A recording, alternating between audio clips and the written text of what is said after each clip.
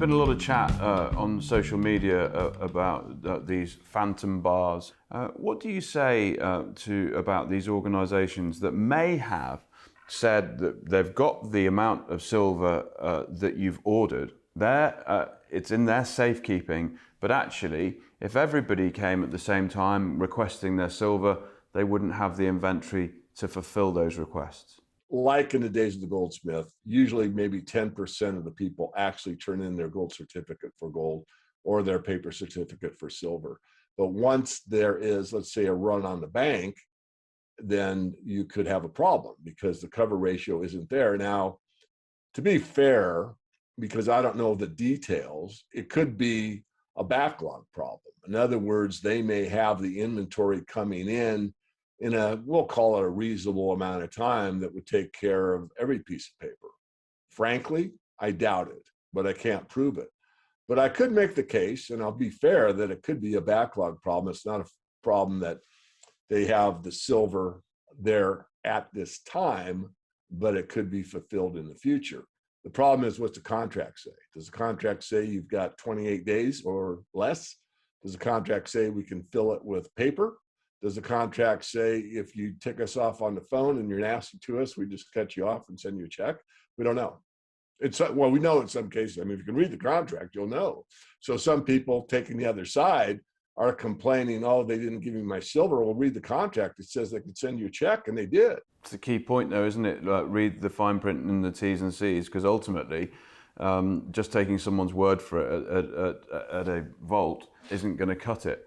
But Richard Hay, he's made this claim that it's keyboard warriors starting this type of squeeze, and that they are circulating, and I quote, a variety of information.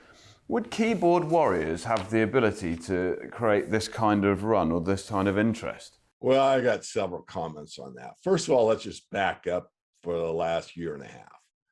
We go to the World Economic Forum, formerly referred to as Davos in most cases. And Scott Maynard, for the Guggenheim Chief Investment Officer, was asked by Bloomberg Finance, what was your go-to investment for 2020? And this was, like I said, early January or in January. And he said silver. And the interviewer said, silver, why not gold? And he explained silver was a better value. Last year in 2020, over 300 million ounces was put into the ETFs. That is institutional demand.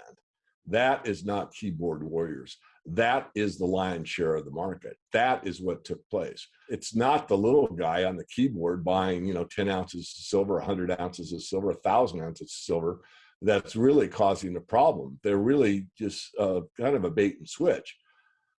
Could it? Yeah. I mean, demand is demand. Silver doesn't stop and ask. Is demand coming from retailers? Demand coming from institutional?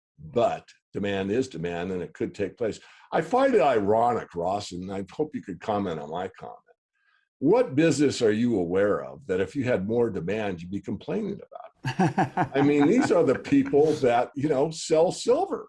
That's their business. So if there was more demand and you had higher margins and you had the facilities to pump out more, I think you'd be happy about it. Why would you denigrate your buyers?